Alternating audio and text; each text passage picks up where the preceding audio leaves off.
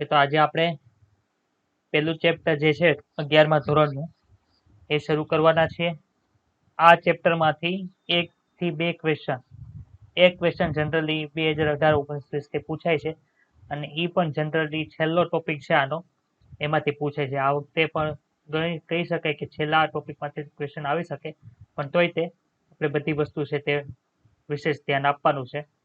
વર્ગીકરણના સાધનો ટેક્સોનોમિકલ એડ્સ જે છે એની ઉપરથી દર વખતે હમણાં ક્વેશ્ચન પૂછાય છે છેલ્લા 3 થી 4 વખતથી, એટલે એ વધારે ઇમ્પોર્ટન્ટ કહેવાય. તોય તે આપણે આખું ચેપ્ટર છે તે વ્યવસ્થિત રીતે ભણવાનું છે, કેમ કે કઈ કહેવાય નહીં ક્યારેક એમાંથી ક્વેશ્ચન એ લોકો પૂછી લે. આ ચેપ્ટરમાં આપણે એ ભણવાના છીએ અત્યારે એ આપણે જોવાનું છે કે આપણે જે ભણીએ છીએ સજીવ વિશે, તો સજીવ છે તેની બધી આપણે સજીવ છે એ ખબર કઈ રીતે પડે. ડીપની અંદર તો આપણે ભણી ગયા કે કોષ છે તે સજીવ ધરાવે છે અને નિર્જીવ છે તે કોષની હાજરી છે તે ધરાવતો નથી. એની સિવાયની કઈ કઈ વસ્તુ છે જે કોષ ધરાવે છે એ આપણે જોવાની છે.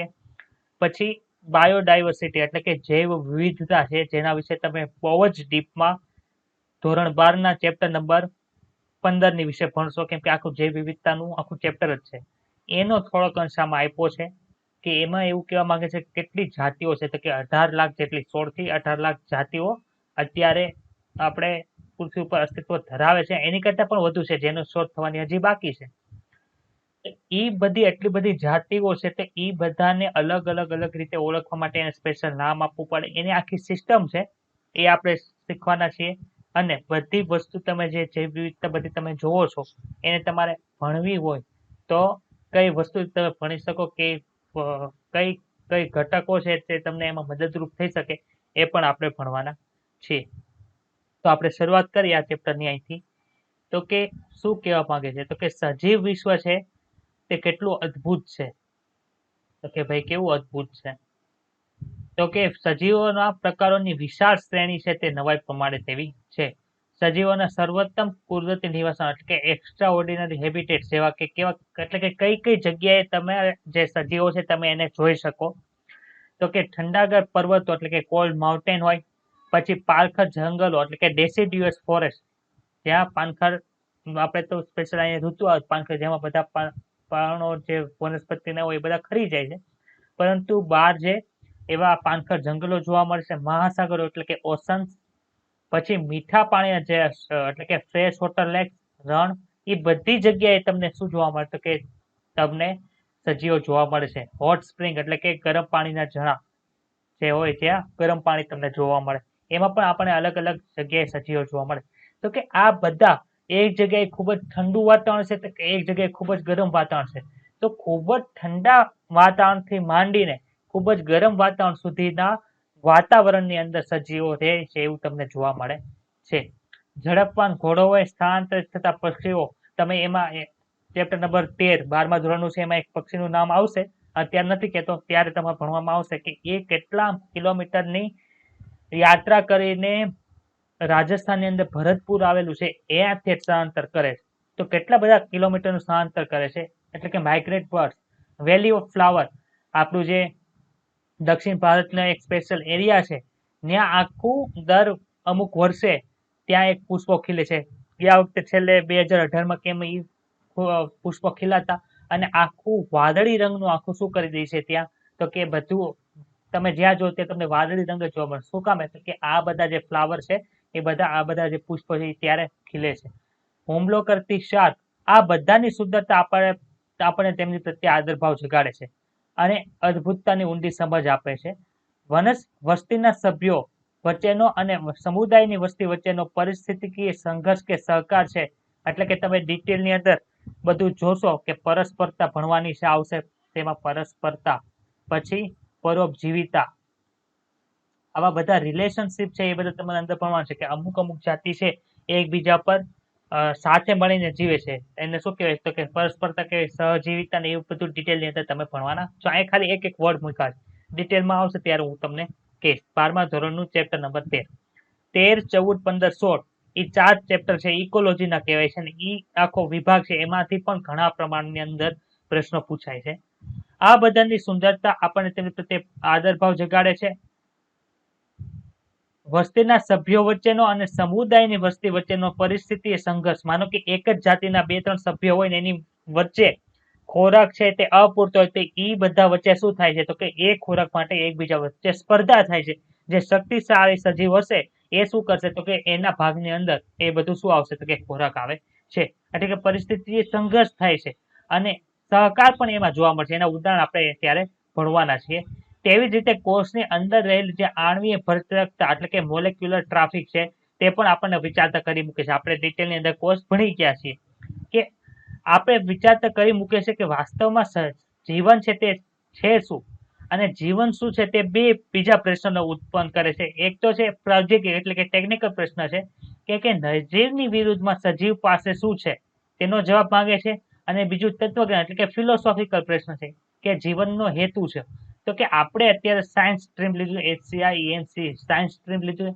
તો સાયન્સ સ્ટ્રીમ ની અંદર એટલે કે વિજ્ઞાન પ્રવાહની અંદર આપણે શું જોવા મળશે તો કે વિજ્ઞાન પ્રવાહની અંદર જે આપણે પહેલો પ્રશ્ન છે એ ભણવાનો છે, બીજો પ્રશ્ન છે એ આપણે ભણવાનો નથી. અહીંયા તો લખ્યું છે કે વૈજ્ઞાનિક તરીકે એટલે એ લોકો આપણને બધાને શું સમજે કે વૈજ્ઞાનિક સમજે છે કેમ કે વિજ્ઞાન પ્રવાહ લીધું છે કે બીજા પ્રશ્નનો જવાબ શોધવા માટે પ્રયાસ કરવાના નથી. આપણે સજીવ શું છે એ પ્રશ્ન ઉપર પ્રકાશ પાડવાનો છે. તો કે અહીંયા શું હતું તો અહીંયા ખાલી વાતો હતી, એટલામાંથી કોઈ પણ જાતનો પ્રશ્ન પૂછાઈ શકે નહીં. પછી છે વોટ ઇઝ લાઈફ.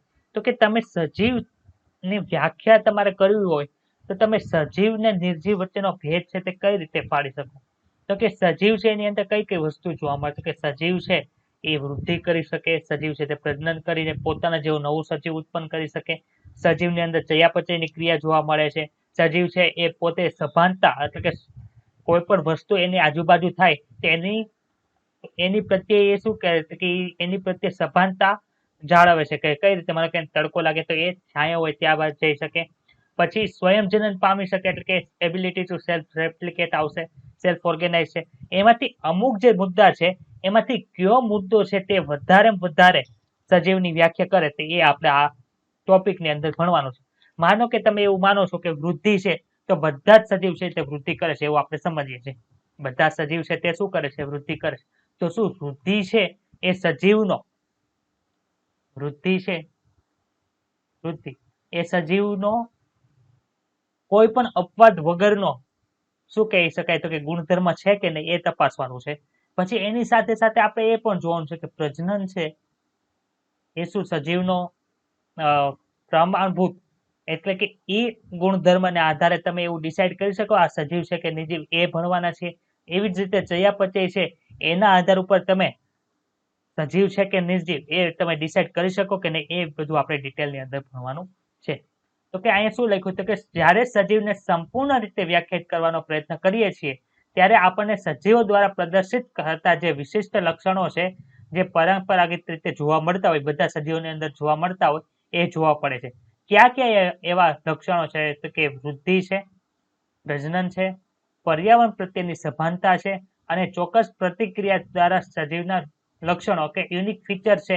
ક્યાં ક્યાં ફીચર છે તો કે ચયાપચય, સ્વયંજનન પામવાની ક્ષમતા, સેલ્ફ ઓર્ગેનાઇઝ, પરસ્પર આકર્ષણ અને એકબીજા પર જે પ્રભાવ પાડવા interact and emerge with to each other. એટલે કે એક સજીવ છે અને માનો કે આપણે ઘણી વાર થાય કે નાના છોકરા હોય એ કૂતરો જો તરત શું થઈ જાય છે તો કે કૂતરો છે એ છોકરા પાછળ દોડે તો આપણને તરત નાના છોકરા ઉપર ડરનો પ્રભાવ પડે છે. એટલે કે એકબીજા પ્રત્યે છે તે શું થાય તો કે એકબીજા એની હારે જે આપણી પ્રતિક્રિયા થઈ હોય એના આધાર ઉપર શું થઈ જાય તો કે એકબીજા ઉપર પ્રભાવ પડે છે. એવા લક્ષણો છે તમે આ યાદીમાં ઉમેરી શકો છો. એમાંથી 4 થી 5 જે લક્ષણો છે એ આપણે ડિટેલની અંદર ભણવાના છે. તો કે પહેલું લક્ષણ કયું છે તો કે પહેલું લક્ષણ છે ગ્રોથ. પહેલું લક્ષણ કયું છે તો કે ગ્રોથ. ગ્રોથ એટલે શું થાય તો કે વૃદ્ધિ. તો કે આપણને બધાને ખબર છે કે વૃદ્ધિ છે એ કઈ રીતે થાય છે કે વૃદ્ધિ છે તે કોષ વિભાજન દ્વારા થાય છે. એક કોષ છે એમાંથી બીજો કોષ બને, બીજામાંથી બીજા 4 કોષ બનશે, 4 માંથી 8 કોષ બનશે, 8 માંથી 16 કોષ બનશે. એવી રીતે આખી કોષની પ્રક્રિયા થાય છે. કોના દ્વારા વિભાજન પામે છે તો કે કોષ ચક્ર દ્વારા. એવું આપણે કયા ચેપ્ટરમાં ભણ્યા હતા કે એવું આપણે ચેપ્ટર નંબર 10 ની અંદર ભણ્યા હતા કે એક કોષમાંથી કોષ ચક્ર આખું પતે એટલે 2 કોષોનું નિર્માણ થાય છે. તો આ કોષ ચક્ર દ્વારા છે તે વનસ્પતિની અંદર પણ વૃદ્ધિ થાય છે અને પ્રાણીની અંદર પણ વૃદ્ધિ થાય છે. વનસ્પતિમાં કેવું છે તો કે વનસ્પતિમાં જ્યાં લગી જ્યાં સુધી વનસ્પતિનું અસ્તિત્વ હશે ત્યાં સુધી શું થાય છે કે ત્યાં સુધી એમાં વૃદ્ધિ થાય છે.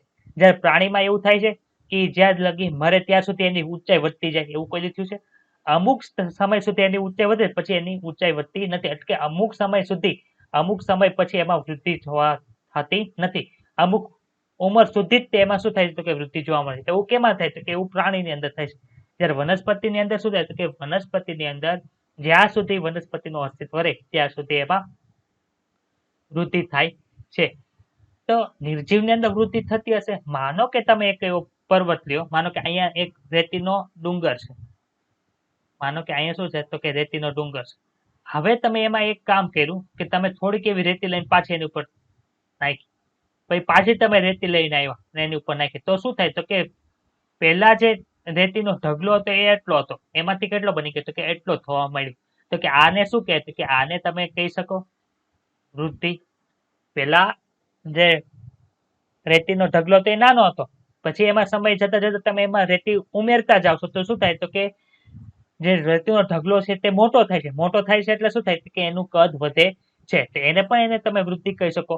તો ડિફરન્સ વૃદ્ધિમાં થાય છે ક્યાં ક્યાં, એટલે કે બંને વૃદ્ધિ છે, નિર્જીવની વૃદ્ધિ અને સજીવની વૃદ્ધિમાં શું ફરક પડે છે કે સજીવની વૃદ્ધિ છે તે અંદરથી થાય, જ્યારે નિર્જીવની વૃદ્ધિ છે એ ક્યાં થાય તો કે નિર્જીવની વૃદ્ધિ છે તે બહારથી જોવા મળે. એટલે બંનેમાં વૃદ્ધિ થાય છે, સજીવમાં પણ જોવા મળે છે અને નિર્જીવમાં પણ જોવા મળે છે. એટલે વૃદ્ધિ છે એને તમે પ્રામાણિક એવો એકમ ન કહી શકો કે જે ખાલી ને ખાલી કેમાં જોવા મળતો હોય તો કે ખાલી ને ખાલી સજીવમાં જોવા મળતો હોય. એટલે વૃદ્ધિ છે એ સજીવમાં જોવા મળે છે અને નિર્જીવમાં જોવા મળે છે. એટલે એને એવો તમે એવો એકમ તરીકે ન લઈ શકો કે એવી લક્ષણ તરીકે ન લઈ શકો કે જે ખાલી કેમાં જોવા મળે છે તો કે એ ખાલી છે તે સજીવમાં જોવા મળે છે. આટલું હું બોલ્યો, એમાં કઈ ડાઉટ હોય તો બોલો, પછી આપણે થોડુંક રીડિંગ કરીએ એનું.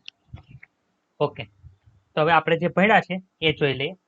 ટૂંકમાં આ શું કામે સજીવના એ લક્ષણ તરીકે નથી આવતું તો કે એ છે તે નિર્જીવમાં પણ વૃદ્ધિ જોવા મળે છે. એટલે આપણે સજીવના વ્યાખ્યા કરતા હોય ત્યારે વૃદ્ધિને એનો સ્પષ્ટ એવા લક્ષણ તરીકે લઈ શકતા નથી.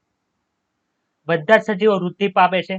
કદ અને સંખ્યામાં થતો વધારો એ વૃદ્ધિના પૂરક લક્ષણો. તમે વૃદ્ધિનો લક્ષણ જોવું હોય તો તમે કઈ રીતે માપી શકો? માનો કે એક કોષ એમાંથી 2 કોષ થઈ ગયા, 2 માંથી 4 કોષ થઈ ગયા, તો એ તમે લઈ શકો ને કે એમાં વૃદ્ધિ થાય છે. અને માનો કે આપણે એવું જોયું કે અત્યારે કોષ માનો કે G1 તબક્કામાં છે, એમાંથી S તબક્કામાં થાય ત્યારે આપણે જોયું કે કોષનું કદ કેવું થતું હતું, વધતું હતું. શું કામ? કે એમાં ચયાપચયની એ બધી ક્રિયા થતી હતી. એટલે કે કોષનું કદ વધે છે, એને પણ તમે કઈ રીતે લઈ શકો તો કે એમાં વૃદ્ધિ થાય છે. એટલે કે વૃદ્ધિને તમારે માપવી હોય તો કઈ રીતે માપી શકો તો કે એનું કદ વધતું હોવું જોઈએ અથવા તેની સંખ્યા વધતી હોવી જોઈએ, એને આધારે તમે કહી શકો કે એમાં વૃદ્ધિ થાય છે. બહુકોષીય સજીવો છે તે કોષ વિભાજનથી વૃદ્ધિ પામે છે. વનસ્પતિમાં વૃદ્ધિ કોષ વિભાજન દ્વારા જીવન પર્યંત જોવા મળે છે, જ્યારે પ્રાણીઓમાં ફક્ત ચોક્કસ ઉંમર સુધી જ તે કોષ વિભાજન દ્વારા વૃદ્ધિ જોવા મળે છે.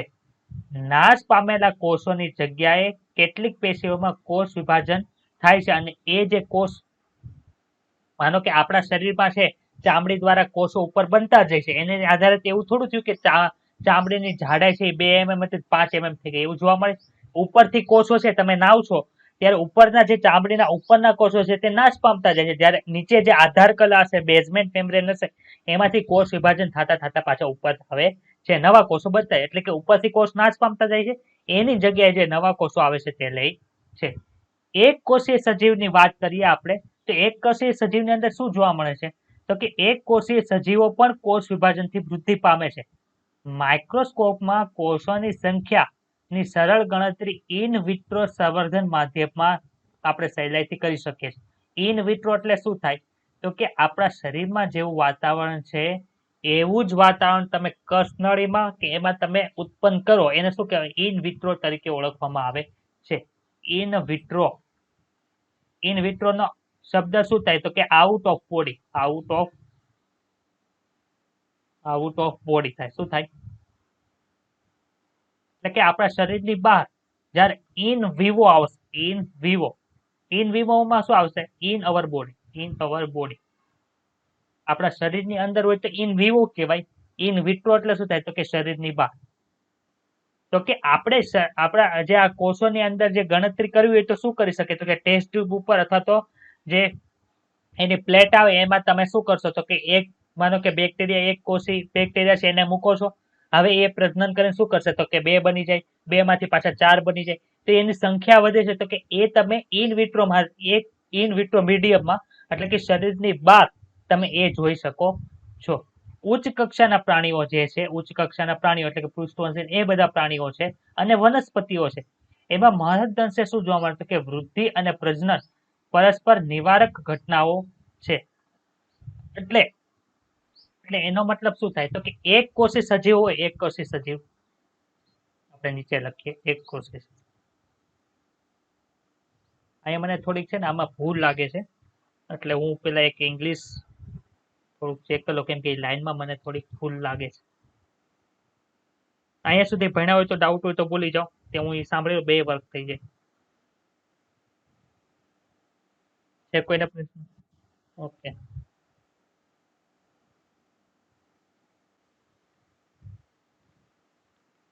હવે ઇંગ્લિશ તો એ લોકોએ અહીંયા સાચું લખ્યું છે, પણ ટૂંકમાં કેવા શું માંગે છે અત્યારે સમજી લ્યો. હું એનું ગુજરાતીનું શું થશે એ કઈ કાલ તમને કહી દઈશ, કે નિવારક ઘટનાઓ એ કહેવાય કે ન કહેવાય.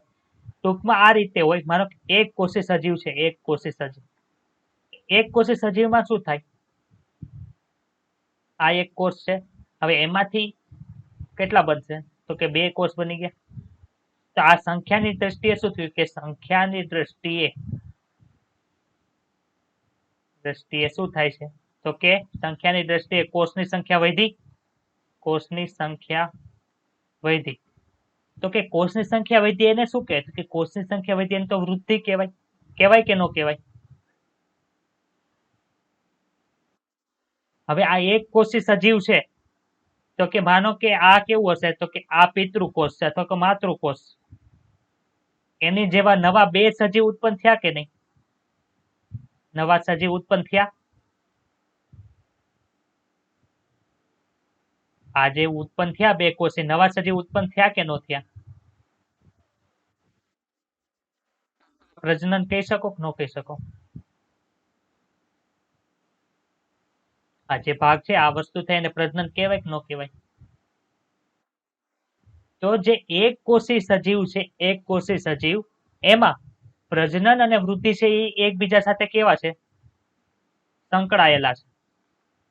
સમજાણું આ વાત? પ્રજનન અને વૃદ્ધિ છે એ એકબીજા સાથે કેવા છે, સંકળાયેલા છે કે નહીં એક કોષી સજીવમાં? સંકળાયેલા છે. જ્યારે બહુકોષી સજીવો હશે, બહુકોષી સજીવ, એમાં તો વૃદ્ધિ થાય, તો એનો અર્થ એવો નથી કે પ્રજનન કરે. બહુકોષી સજીવમાં માનો કે આ છે ચામડીનું આધાર કલા છે, જે નીચે આવેલી હોય તે. આ શું છે, આધાર કલા. આધાર કલા. હવે આ કોષ વિભાજન પામીને આ ઉપર નવા કોષો ઉમેરતા છે. આ નવા કોષો છે તે ઉમેરતા છે. તો શું થાય, તો કે વૃદ્ધિ થાય છે, પરંતુ એમાં પ્રજનન થાય એવું તમે કહી શકો?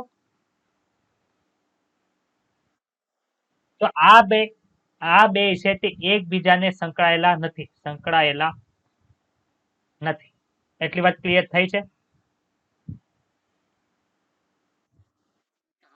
રાખવાનું છે એ એક્ઝેક્ટ લાઈન છે ને હું તમને ઇંગ્લિશની વ્યવસ્થિત આપીશ, કેમ કે આવા તે જગ્યાએ છે ને શું થાય છે, તો કે આપણા માર્ક છે એ જવાની સંભાવના રહી. અહીંયા જો મ્યુચ્યુઅલ એક્સક્લુઝિવ અને એક ઇન્ક્લુઝિવ આવે, ઇન્ક્લુઝિવ આવશે.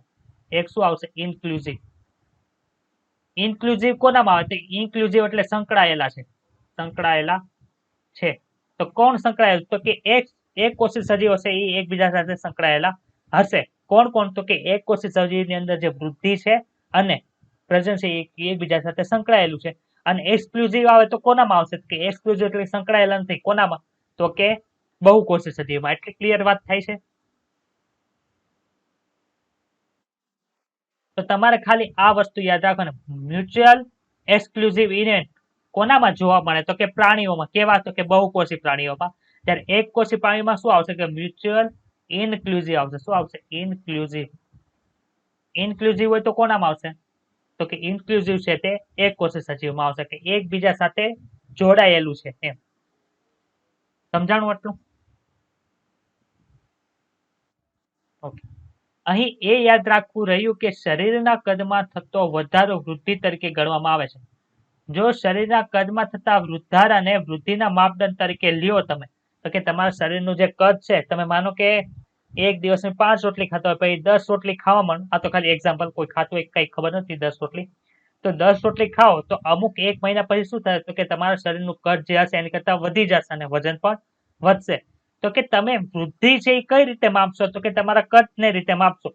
તો તમારે શું કરવું પડે, તો કે નિર્જીવ વસ્તુ છે એને પણ તમારે વૃદ્ધિની વ્યાખ્યામાં મૂકવી પડે. કઈ રીતે, તો કે પર્વતો છે તથા શિલાખંડો છે અથવા કોઈ રેતીના ઢગલાઓ છે એને પણ કેમાં મૂકવા પડે, તો કે એમાં પણ વૃદ્ધિ થાય છે, એવી રીતે તમારે મૂકવું પડે. કઈ રીતે, તો કે નિર્જીવ પદાર્થોમાં તેમની સપાટી પર થતા દ્રવ્યોના સંચય દ્વારા આ પ્રકારની વૃદ્ધિ થાય છે. માનો કે અત્યારે રેતીનો ઢગલો નાનો છે, એની ઉપર તમે નવી રેતી નાખો, એને લીધે શું થાય, તો કે ઢગલો મોટો થાય, એટલે કે એની ઉપર દ્રવ્યનો સંચય થયો, તો કે દ્રવ્ય એની ઉપર વધારે આવ્યું, એને લીધે શું થયું કે એમાં વૃદ્ધિ જોવા મળે છે. જ્યારે સજીવોમાં શું થાય, સજીવોમાં દેહની અંદર તરફથી વૃદ્ધિ થાય છે. આથી વૃદ્ધિને સજીવોના પરિપૂર્ણ ગુણધર્મ તરીકે લઈ શકાતો નથી. કેટલીક શરતોને આધીન રહીને તમે બધા સજીવોમાં વૃદ્ધિ જોવા મળશે એવું કહી શકો છો, પરંતુ આપણે નિષ્પક્ષપણે તમે બધા સજીવોની અંદર વૃદ્ધિ થાય છે એવા પ્રમાણ તરીકે તમે આ લઈ શકો નહીં, કેમ કે નિર્જીવમાં પણ વૃદ્ધિ થાય છે. આમ અમુક સમજૂતી આપ્યા પછી જ આપણે સમજી શકીએ છીએ કે વૃદ્ધિ છે તે સજીવ તંત્રનું લક્ષણ છે. મૃત સજીવો છે વૃદ્ધિ પામતા નથી. તમારે એવી કન્ડિશન મૂકવી પડે કે આ રીતે તમે વૃદ્ધિને કન્સિડર કરો છો. એટલી વાત ક્લિયર થઈ બધાને? પછી જોઈએ બીજું જે લક્ષણ છે એ કયું છે, તો કે બીજું લક્ષણ છે પ્રજનન. એને શું કહેવાય, તો કે રિપ્રોડક્શન તરીકે ઓળખવામાં આવે છે. રિપ્રોડક્શન તરીકે ઓળખવામાં આવે છે.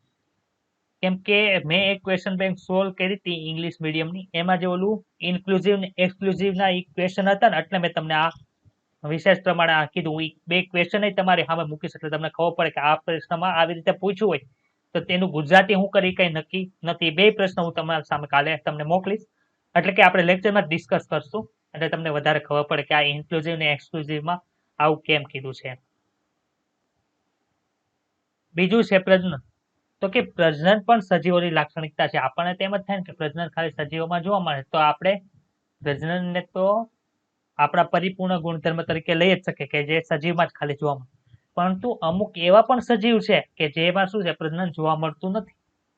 કેવા, તો કે અમુક એવા સ્ટરલ કપલ હોય, અફળદ્રુપ કપલ, તમે અફળદ્રુપ કપલ તરીકે ભણશો કે અફળદ્રુપ જોડીઓ, જે શું કરે તો કે એ છે પોતાનું સંતાન છે તે ઉત્પન્ન કરી શકતા નથી. જેમાં પછીથી શું થાય, તો કે એમાં પછી શું કરે છે, તો કે આઈવીએફ ઇન વિટ્રો ફર્ટિલાઇઝેશન કરાવે છે. એની વિશે ડિટેલમાં આપણે ભણવાના જ છીએ, એટલે અત્યારે વધુ લેતા નથી. એમાં શબ્દ છે એટલે ખાલી અફળદ્રુપ જોડી. પછી ખચ્ચર છે, ખચ્ચરને પણ અમુક શું કહેવાય સંકરણ કરીને બનાવેલું છે ખચ્ચરને. પછી બીજું તમે જુઓ કે વંધ્ય માખી કામદાર, વંધ્ય કામદાર માખી, માખીની અંદર પાછી 3 વસ્તુ આવે છે, 3 જાત આવે. એક તો છે નર માખી, બીજું છે માદા માખી અને ત્રીજું છે કામદાર માખી. કામદાર માખી, તો આ કામદાર માખી છે તે છે ક્યારેય પ્રજનન કરી શકતી નથી. તો તમે એવો ગુણધર્મ લેવાનો જે બધા સજીવની અંદર જોવા મળે છે, જ્યારે બધા નિર્જીવની અંદર ક્યાંય જોવા મળતો નથી. તો આ છે સજીવમાં જોવા મળે છે પણ બધા સજીવની અંદર જોવા મળતો નથી. એટલે પ્રજનનને આપણે છે તે શું કરીએ, તો કે એને પણ પ્રજનનને પણ આપણે સજીવના ગુણધર્મ તરીકે છે કન્સિડર કરી શકતા નથી. તો આપણે ડિટેલમાં વાંચીએ પ્રજનન વિશે, તો કે સજીવ પુખ્ત થાય, આપણે આની વિશે ભણશું, પુખ્ત થાય ત્યારે જ તે આ કરી શકે. એટલે કે આખા 3 તબક્કા આવશે જે આપણે ડિટેલમાં પછી ભણવાના છે. તો કે સજીવ પુખ્ત વયે પોતાના જેવા જ બીજા સંતતિનું એટલે કે સજીવનું નિર્માણ કરે છે. આ ક્રિયાને શું કહેવાય, કે આ ક્રિયાને પ્રજનન તરીકે ઓળખવામાં આવે છે. બહુકોષીય સજીવમાં પ્રજનન દ્વારા નિર્માણ પામતી સંતતિઓ ઓછા વધતા પ્રમાણમાં પિતૃ જેવી એટલે કે પિતૃ જેવો સરખો દેખાવ ધરાવે છે. શું કામે પિતૃ જેવો દેખાવ ધરાવે છે એ આપણે જીનેટિક્સમાં ભણવાના છે કે સંપૂર્ણ પિતૃ જેવો નથી બતાવતા, પરંતુ પિતૃને મળતો એવો દેખાવ ધરાવે છે. એવું શું કામે થાય છે એ જીનેટિક્સની અંદર ડિટેલમાં ભણવાનું. ડિટેલ નિર્વિવાદ અને નિશંકપણે આપણે તેનો લિંગી પ્રજનન તરીકે ઉલ્લેખ કરી છે. જો સેમ ટુ સેમ બતાય જેવું પિતાનો ફેઝ છે એવું જ પુત્રનો ફેઝ બતાવે એને શું કહેવાય? એને અલિંગી પ્રજનન કહેવાય. જ્યારે લિંગી પ્રજનન થતું હોય ત્યારે સેમ ટુ સેમ કોપી આવે નહીં. શું કામે ન આવે? તો કે માતા અને પિતાનું જે રંગસૂત્ર આપણા શરીરની અંદર આવવાનું છે એમાં કઈ ઘટના થતી હતી?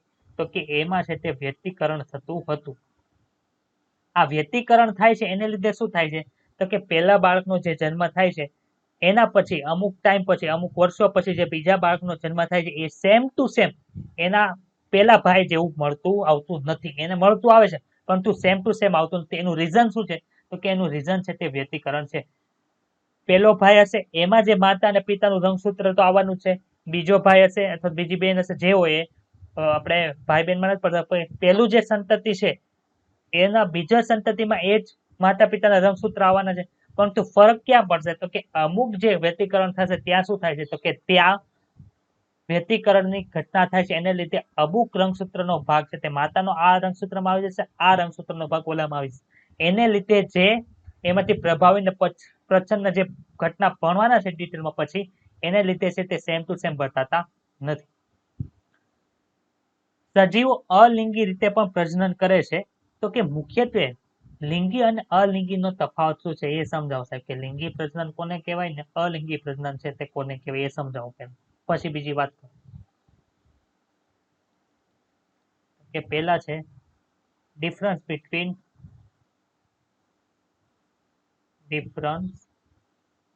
બિટવીન સેક્સ્યુઅલ રિપ્રોડક્શન અને એસેક્સ્યુઅલ રિપ્રોડક્શન. સેક્સ્યુઅલ રિપ્રોડક્શન એટલે શું થાય? તો કે લિંગી પ્રજનન. લિંગી પ્રજનન. જ્યારે આમાં શું થાય? તો કે અલિંગી પ્રજનન. અલિંગી પ્રજનન. કે લિંગી પ્રજનન ની અંદર શું જોવા મળે? તો કે લિંગી પ્રજનન ની અંદર માદા અને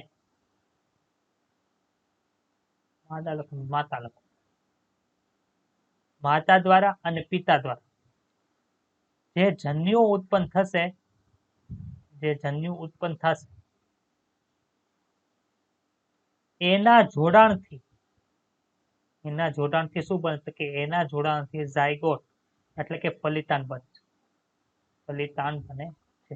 એટલે કે માતૃ અને પિતૃ જે જન્ય છે એ બંને જોડાવાથી આખી જે ફલિતાંડ બનશે એને આખો શું થાય? સંતતિનો વિકાસ થશે. તો એ કેવું પ્રજનન કહેવાય? કે એને લિંગી પ્રજનન કહેવાય. અલિંગી પ્રજનન અંદર શું જોવા મળે છે? કે અલિંગી પ્રજનન ની અંદર કોઈ માનો કે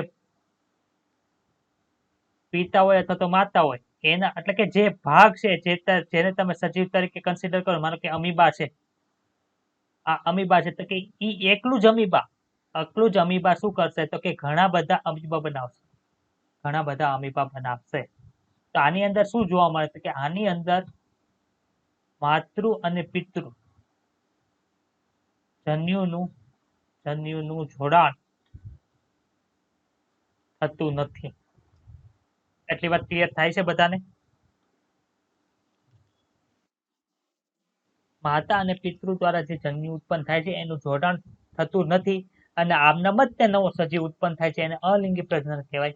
જ્યારે માતા અને પિતા દ્વારા જે જન્યુઓ ઉત્પન્ન થાય છે એના જોડાણથી આખી સંતતિનું સર્જન થાય એને શું કહેવાય? લિંગી પ્રજનન તરીકે ઓળખવામાં આવે. આટલી વાત ખબર પડી. હજી એક પ્રજનન આવશે વાનસ્પતિક પ્રજનન, એ આપણે જોવાના છે, એ અત્યારે નથી. વાનસ્પતિક પ્રજનન પણ તમારે ડિટેલમાં ભણવાનું છે. એટલી વાત ક્લિયર થઈ ગઈ?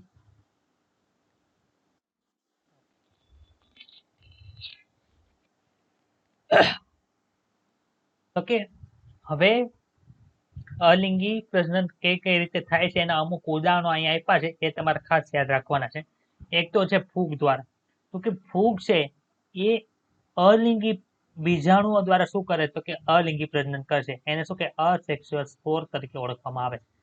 લાખોની સંખ્યામાં ઉત્પન્ન કરે છે અને એટલે કે શું થાય? તો કે અહીંયા ફૂગ હશે એના દ્વારા અલિંગી બીજાણુ ઉત્પન્ન થયા હોય એ માનો કે બધે વિસ્તૃત થઈ ગયા, લાખોની સંખ્યામાં ઉત્પન્ન થયા, લાખો જગ્યાએ શું થશે? કે બીજનું વિતરણ થશે અને એમાંથી શું ઉત્પન્ન થાય? તો કે એની અંદરથી એના જેવી જ બીજી ફૂગ છે તે ઉત્પન્ન થાય છે. એટલે કે બહુગુણિત થાય છે. ઈસ્ટ અને હાઇડ્રા છે. ઈસ્ટ અને હાઇડ્રા. માનો કે આ ફૂગનું આપણે રેડ કલરથી કર્યું, અલગ અલગ કરીએ તો તમને થોડુંક યાદ રહેશે. થોડુંક ક્લીન કરી નાખો તમારે આ છે ને આપણે જે રીતે નોટ્સ બનાવે છે એ રીતે લખી નાખવાનું. હું નોટ્સ બનાવી જ નાખત પણ થોડીક ઓલું હેલ્થ કન્ડિશન ને લીધે નથી બનાવવાની એટલે આપણે આમ નામ લઈએ છીએ. પછી બીજું કયું છે તો કે ઈસ્ટ અને હાઇડ્રા છે. ઈસ્ટ અને હાઇડ્રા તો એ કઈ રીતે કરે છે તો કે એ કલિકા સર્જન દ્વારા છે તે અલિંગી પ્રજનન કરે. એમાં શું થાય તો કે એની અંદર માનો કે આ હાઇડ્રા છે તો એની અહીંયા સાઈડ ની અંદર શું થશે તો કે સાઈડ ની અંદર આઈના જે કોષો હશે તે વિભાજન પામી પામી પામીને શું કરશે તો કે અહીં એક કલિકા બનાવશે. આ કલિકા શું થાય તો કે એ પિતૃ છોડવો એનાથી છૂટી પડીને પાછી અહીં નીચે પડી જાય. એમાં પાછું બહુ વિભાજન થાય, કોષ વિભાજન થાય ને એની જેવો જ તે સજીવ ઉત્પન્ન થાય. તો આને શું કહેવાય તો કે આને બડિંગ તરીકે ઓળખવામાં આવે છે. બડિંગ દ્વારા આનું તમે પાછું 12મા ધોરણનું પહેલું ચેપ્ટર છે ને એમાં યાદ કરશો આપણે. પછી જે પ્લેનેરિયા છે, પ્લેનેરિયા એમાં શું થાય તો કે એમાં સાચું પુનઃસર્જન જોવા મળે એટલે કે રીજનરેશન જોવા મળે છે. એટલે કે આમાં થાય શું માનો કે પ્લેનેરિયા છે આને 3 કટકા થઈ ગયા, કેટલા 4 કટકા થઈ ગયા. તો આ કટકો અલગ છે, આ અલગ છે, આ અલગ છે ને આ અલગ છે. હવે આ ભાગ છે ને એમાંથી જે ભાગ ખૂટતા હશે ને એમાં શું થશે કે એમાં પાછું પુનઃનિર્માણ થશે ને પહેલાના જેવો સજીવ બની જાય છે. એટલે કે પુનઃસર્જન ને ફ્રેગમેન્ટેશન, જો અહીં લખ્યું છે ફ્રેગમેન્ટેશન, એ બંને કેવા તો કે સાથે જોવા મળે છે. તો કે રીજનરેશનમાં શું થાય કે સજીવના ટુકડા જે છે તે ગુમાવેલા ભાગના પુનઃસર્જન દ્વારા નવા સજીવનું સર્જન કરે છે. એવું કેમાં જોવા મળે પાછું તો કે ફૂગ, તંતુમય લીલ અને મોસના પ્રતંતુ છે એમાં પણ એ જોવા મળે છે. હવે બેક્ટેરિયાની અંદર શું જોવા મળે છે તો કે બેક્ટેરિયાની અંદર અને એની સાથે સાથે બીજું શું છે તો કે એની સાથે સાથે પછી એક કોષીય લીલ છે. આ બધું બેક્ટેરિયા કોને કહેવાય, એક કોષીય લીલ કોને કહેવાય, અમીબા જેવા એક કોષીય સજીવમાં પ્રજનન ને વૃદ્ધિ સાથે સરખાવાય છે. આવું આપણે ભણી ગયા હમણાં જ તે આવું ભણી ગયા આપણે. કોષોની સંખ્યામાં થતો વધારો અને એને શું કહેવાય તો કે પ્રજનન તરીકે આપણે ઓળખીએ છીએ. કોષોના કદ કે સંખ્યામાં થતા વધારાની તુલના દ્વારા વૃદ્ધિને વ્યાખ્યાયિત કરી ચૂક્યા છીએ. એક કોષીય સજીવમાં આપણે નોંધ્યું કે વૃદ્ધિ અને પ્રજનન છે એ બે શબ્દોની ઉપયોગિતા વિશે તમે સ્પષ્ટ થઈ શકતા નથી. બે કેવું છે એકબીજા સાથે લિંક થયેલું છે. ખચ્ચર છે, વંધ્ય કામદાર માખી છે, સ્ટરાઇલ વર્કર અને વંધ્ય હોય એવું માનવ યુગલ એટલે કે ઇનફર્ટાઇલ હ્યુમન કપલ છે જેવા વગેરે જેવા ઘણા સજીવો પ્રજનન કરતા નથી. આમ પ્રજનનનો પણ દરેક સજીવના સંપૂર્ણ લક્ષણ તરીકે સમાવેશ કરી શકાતો નથી. નિર્જીવ પદાર્થો આપમેળે પ્રજનન કે સ્વયં જન્મ પામવાની ક્ષમતા ધરાવતા નથી. એટલી વસ્તુ ક્લિયર થાય છે બધાને. બે ટોપિક આપણે સમજ્યા અત્યારે. ક્યાં ક્યાં તો એક તો આપણે કયું સમજ્યા તો કે એક તો વૃદ્ધિ સમજ્યા અને બીજું કયું તો કે પ્રજનન. હવે પછીનું છે ચયાપચયની ક્રિયા એટલે કે મેટાબોલિઝમ. આની વિશે તમે ડિટેલમાં ભણી ગયા કયા ચેપ્ટરમાં તો કે ચેપ્ટર નંબર 7 ની અંદર ભણી ગયા છીએ આપણે. તો કે એમાં શું જોવા મળે તો કે એમાં જે આપણું સજીવ છે એ ઘણા બધા રસાયણો બનેલું છે. એક રસાયણ છે બીજા રસાયણની અંદર કન્વર્ટ થતું જાય, કાર્બોહાઈડ્રેટ, લિપિડ, લિપિડનું પાછું પ્રોટીનમાં જાય, પ્રોટીનનું પાછું એ અલગ અલગ ક્રિયા દ્વારા બધું આખી બધી ક્રિયા છે બધી ચાલતી હોય. હવે શું ચયાપચય છે એ આપણા શરીરનો, આપણા સજીવનો ચોક્કસ ગુણધર્મ છે. માનો કે આપણે એક એવી ક્રિયા ભણ્યા હતા કાર્બોનિક એસિડ વાળી, ખબર છે H2O + CO2 શું બને તો કે H2CO3 કાર્બનિક એનહાઇડ્રેસ. કાર્બનિક એનહાઇડ્રેસ ભાઈ કાર્બનિક એનહાઇડ્રેસમાં 1 સેકન્ડમાં કેટલા અણુઓનું સર્જન થતું હતું બોલો, કોને આવડે છે? હા 6 લાખ અણુઓનું સર્જન થતું હતું. તો શું આ ક્રિયા છે આપણા શરીરમાં જ હાલે છે? આ ક્રિયા છે બહાર નથી થતી? તો કે H2O અને CO2 ભેગા થઈને કાર્બનિક એસિડ બનાવશે એ ક્રિયા તો બહાર થાય છે. તો તમે એવું ડિસાઈડ ન કરી શકો કે જે ચયાપચયની ક્રિયા છે એ આપણા શરીરનો મુખ્ય ગુણધર્મ થાય. એટલી વાત ક્લિયર થાય છે. એટલે ચયાપચય છે એ પણ આપણા શરીરનો સંપૂર્ણ ગુણધર્મ નથી. તો શું લખ્યું છે અહીંયા તો કે બધા સજીવો છે તે અલગ અલગ રસાયણોના બનેલા છે. નાના કે મોટા વિવિધ વર્ગોમાં સમાવેશિત કદ, કાર્યો વગેરે આધારોને લીધે આ રસાયણો છે સતત બનાવવામાં આવે છે. બીજા જૈવિક અણુઓમાં પરિવર્તિત પણ થાય છે. આ પ્રકારનું પરિવર્તન એ રાસાયણિક કે ચયાપચયિક પ્રતિક્રિયા એટલે કે મેટાબોલિક રિએક્શન તરીકે ઓળખવામાં આવે છે. એક કોષીય કે બહુકોષીય બધા જ સજીવોમાં હજારો ચયાપચય ક્રિયાઓ એક સાથે થતી હોય છે. ચય અને અપચય બે ક્રિયાઓને ભેગી કરો એટલે શું થાય? તો કે ચય પ્લસ અપચય એટલે કે એનાબોલિક પ્લસ કેટાબોલિક એટલે શું થાય? તો કે એ બંને ભેગા કરો એટલે ચયાપચય થાય. ચયાપચયને ઇંગ્લિશમાં શું કહે? મેટાબોલિક તરીકે મેટાબોલિઝમ તરીકે ઓળખવામાં આવે છે. બધી જ વનસ્પતિઓ, પ્રાણી, ફૂગ અને સૂક્ષ્મ જીવાણુમાં ચયાપચય ક્રિયાઓ દર્શાવાય છે. ચયાપચય એ આપણા શરીરમાં થતી બધી જ રાસાયણિક ક્રિયાઓનો સરવાળો છે. નિર્જીવ પદાર્થો ચયાપચય દર્શાવતા નથી. માનો કે પથ્થર પડ્યો તો પથ્થરમાં શું ક્રિયા થવાની છે? પરંતુ એ બધી ક્રિયા છે આપણે ટેસ્ટ ટ્યુબમાં તો આપણે 9મા 10મામાં તો બધા ભણ્યા છે. અત્યારે તમે કેમિસ્ટ્રીમાં ભણો છો કે એ બધી ક્રિયાઓ છે આપણે ટેસ્ટ ટ્યુબમાં તો કરીએ જ છીએ. તો કે કોષમુખ તંત્ર એટલે કે સેલ ફ્રી સિસ્ટમ છે એમાં દેહની અન્ય બાજુએ આપણે ચયાપચય ક્રિયાઓનું નિરીક્ષણ કરી શકીએ છીએ.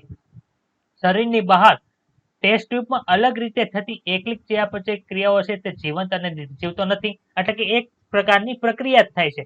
જેથી કોઈ પણ અપવાદ વગર ચયાપચયને તે સજીવનું સંપૂર્ણ લક્ષણ તરીકે તમે સ્વીકારો તો ઇન વિટ્રો એટલે કે શરીરની બહાર થતી એકલી ચયાપચય ક્રિયાનું જીવંત વસ્તુ નહીં પરંતુ જૈવિક ક્રિયાઓ તરીકે તમારે લેવું પડે. એમાં શું કીધું કે લઈ શકીએ એવું નથી કીધું, સ્વીકારવું હોય તો એવું લખ્યું. જો સજીવોના સંપૂર્ણ લક્ષણ તરીકે સ્વીકારીએ તો ઇન વિટ્રો એટલે કે ટેસ્ટ ટ્યુબની અંદર જે બધી ક્રિયાઓ થાય છે ટેસ્ટ ટ્યુબની અંદર બધી ક્રિયાઓ છે એને આપણે કઈ ક્રિયા તરીકે સ્વીકારવી પડે? કે જૈવિક ક્રિયાઓ તરીકે આપણે એને સ્વીકારવું પડે. એટલું ક્લિયર થયું બધાને? ઓકે. તો સર હવે તમે મને ઈ કયો કે આપણે વૃદ્ધિને નથી કહેતા, ચયાપચય નથી કહેતા, પ્રજનનને નથી કહેતા, તો મારે સજીવનું સંપૂર્ણ જે લક્ષણ છે એને મારે કેવું કોને? તો કે ઈ જ છે કે દેહનું જે કોષીય આયોજન છે, બોડી ઓર્ગેનાઇઝેશન ઓફ કોના દ્વારા થયું? તો કે કોષ દ્વારા. કોષ દ્વારા સજીવ શરીરનું જે રચના છે એને શું કહેવાય? તો કે એને તે બધા સજીવનું શું કહેવાય છે? તો કે સંપૂર્ણ લક્ષણ તરીકે જોવાય. હવે તમે ગમે એ સજીવને લઈ લો, એમાં કોષ જોવા મળે છે કે નથી જોવા મળતો? એ કયો. એટલે શરીરનું કોષીય આયોજન છે એટલે કોષો દ્વારા આખું શરીર બને છે એને શું કહેવાય છે? તો કે એને આપણા શરીરનું મુખ્ય ગમે તે સજીવનું શું કહેવાય? તો કે એનું લક્ષણ તરીકે સંપૂર્ણ લક્ષણ તરીકે એને સ્વીકારી શકાય છે. બીજી એક આપણને એવી વસ્તુ જોવા મળશે એ કઈ છે? તો કે ability to sense there surrounding. બધા સજીવો છે, બધા સજીવ છે તે પોતાના આજુબાજુના જે પર્યાવરણ છે એની પ્રત્યે રિસ્પોન્સ કરે છે. માનો કે હું એવા કંઈક શબ્દ બોલું એનાથી તમને દુઃખ થાય કે ન થાય? તો કે દુઃખ થાય છે. તો એ શેનું સૂચવે છે? તો કે એ છે તે તમારામાં આજુબાજુની જે પ્રતિક્રિયા છે, આજુબાજુનું જે પર્યાવરણ છે એને પ્રતિક્રિયા આપવાની ક્ષમતા છે. કૂતરો હોય તો કૂતરાને તમે પથ્થર મારો છો તો એ શું કરતો? ભાગી જાય છે. જો એ મરી ગયો હોત તો એક પથ્થર મારે તો પણ ભાગત નહીં. તે શું દર્શાવે? કે એ વસ્તુ તે જીવંત છે. એટલે કે આપણી આજુબાજુનું જે પર્યાવરણ છે એનાથી તમે શું કરી શકો છો? કે એની પ્રતિક્રિયા આપો છો. વનસ્પતિ પણ પર્યાવરણ પ્રત્યે પ્રતિક્રિયા આપે છે, પ્રાણીઓ પણ અમુક પર્યાવરણ પ્રત્યે પ્રતિક્રિયા આપે છે. તમને બધાને ખબર છે કે ઉનાળાની અંદર જ કેરી જોવા મળે છે. એવું થાય છે? એવું બધાએ જોયું છે? જોયું હોય તો હા પણ. તો આંબાને કઈ રીતે ખબર પડી? આંબો જે આપણું વૃક્ષ છે એને કઈ રીતે ખબર પડી કે ઉનાળો આવ્યો છે? તો કે એના ઉપર જે પ્રકાશ પડવાની જે ક્ષમતા છે, પ્રકાશ જે પડે છે એના આધારે એની પાસે એવી ક્ષમતા રહેલી છે કે એને ખબર પડે કે આ ઉનાળો આવ્યો છે. એની આંબા ઉપર મોર સર્જાશે, એનું પરાગનયન થશે, એના લીધે શું થશે? તો કે એના ઉપર છે કેરીનું ફળ આવે છે. આવું સેમ ટુ સેમ વસ્તુ પ્રાણી ઉપર જોવા મળે છે. ક્યાં જોવા મળે? કે તમે એવું જોયું હશે કે અમુક શિયાળાનો સમય હશે, દિવાળી પછીનો સમય હશે, ત્યારે જ તે તમે કૂતરાને પ્રજનન કરતા જોયા. ત્યારે જ તે કરશે અને ત્યારે જ તે વધારે વધારે કૂતરાની જે સંતતિ છે એમાં શું થાય? તો કે વધારો થાય છે. તો આવું શું કામે થાય? તો કે સજીવો પાસે કેવી છે? તો કે પર્યાવરણને પારખવાની અને પર્યાવરણની સામે પ્રતિક્રિયા આપવાની ક્ષમતા રહેલી છે, જે નિર્જીવ પાસે નથી. એટલી વાત ક્લિયર થાય છે? તો અહીં હવે જે આપ્યું છે એ જોઈએ તો કે તેમની આસપાસની પરિસ્થિતિ કે જે પર્યાવરણ પ્રત્યેની અનુભૂતિના આવિષ્કારની ક્ષમતા એટલે કે ability to sense there surroundings અને પર્યાવરણની જે ઉત્તેજનાઓ છે એની સામે પ્રતિક્રિયા એટલે કે એની સામે શું કરતી કે રિસ્પોન્સ આપે છે. Respond to environmental stimuli. એ દરેક સજીવનું સ્પષ્ટ અને દેખીતું અને તાંત્રિક રીતે જટિલ હોય તેવું લક્ષણ છે. એટલે કે બે લક્ષણ છે. ક્યાં ક્યાં લક્ષણ આપણે જોયા? તો કે પહેલું લક્ષણ આપણે એ જોયું કયું હતું? તો કે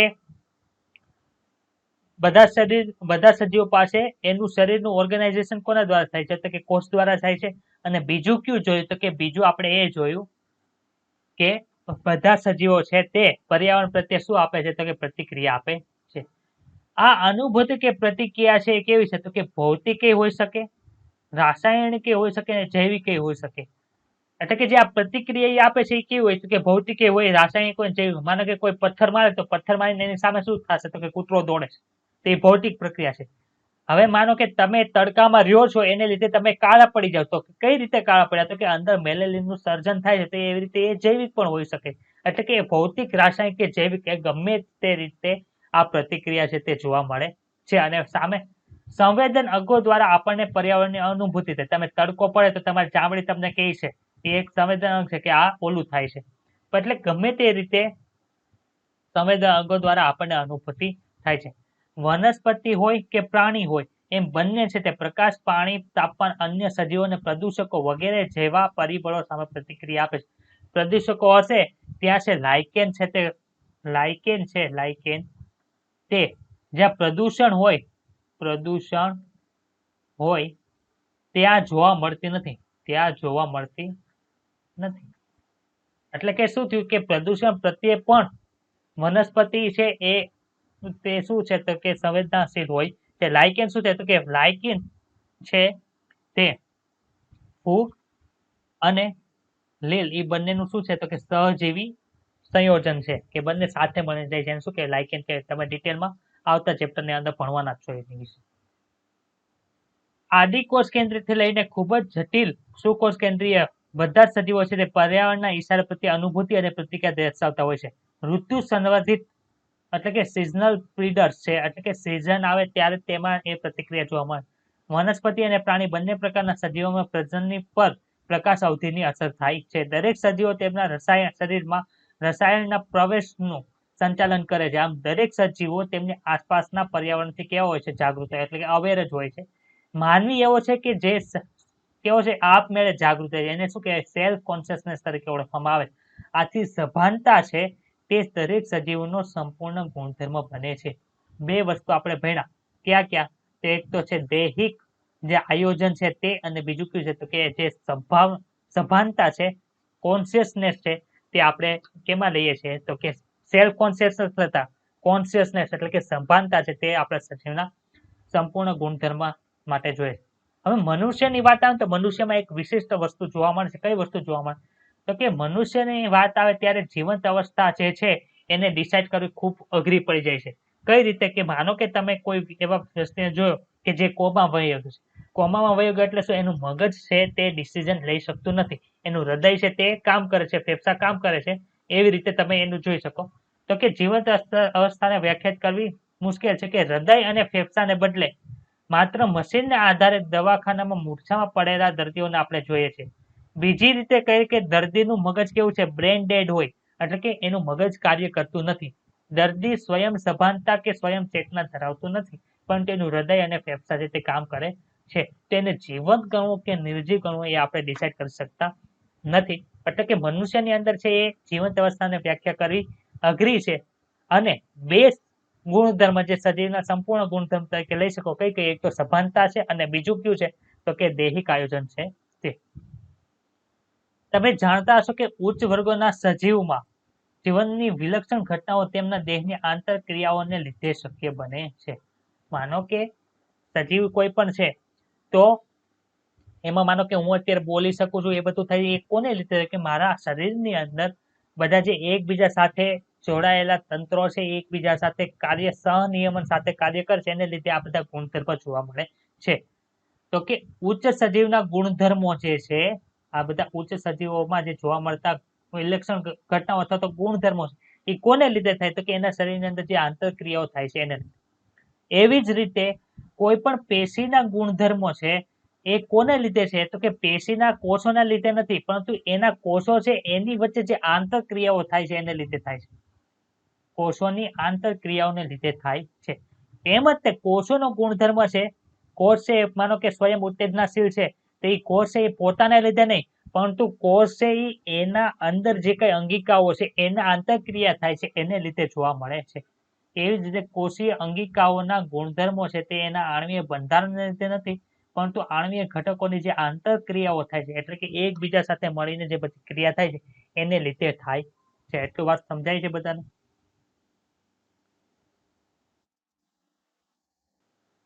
એટલે કે આયોજન છે ઉચ્ચ સ્તરે આ આંતરક્રિયાઓ છે તે ઉચ્ચ ગુણધર્મનો પરિણમે છે. એટલે કે એકબીજાની આંતરક્રિયા થાય છે. માનો કે એક માણસ છે એને આખી સ્કૂલ ચલાવવી હોય તો એ ચલાવી શકે નહીં, પરંતુ આખા માણસોનું ગ્રુપ હોય એને લીધે છે આખી સ્કૂલ ચાલે છે. કે પ્રિન્સિપલ હોય, સ્ટુડન્ટ હોય, ટીચર્સ હોય, એ બધા ભેગા મળે, એ બધા ભેગા મળીને કાર્ય કરી એમની વચ્ચે આંતરક્રિયા થઈ એને લીધે આખી સ્કૂલનું સંચાલન છે તે સંભવિત બન્યું. એટલે કે અંદર જે બધા અલગ અલગ જણા છે, અલગ અલગ વ્યક્તિઓ છે એને લીધે નહીં, પણ એની આંતરક્રિયા થઈ એને લીધે આખું કાર્ય થાય છે, એવું ટૂંકમાં આ કહેવા માંગે છે. દરેક સ્તરે સંગઠનાત્મક જે જટિલતાની શ્રેણી છે તે આ ઘટનાઓ સાથે, એટલે કે આ ટૂંકમાં તમે નીચે આ બધું છે તે ડિટેલની અંદર ભણવાના છો.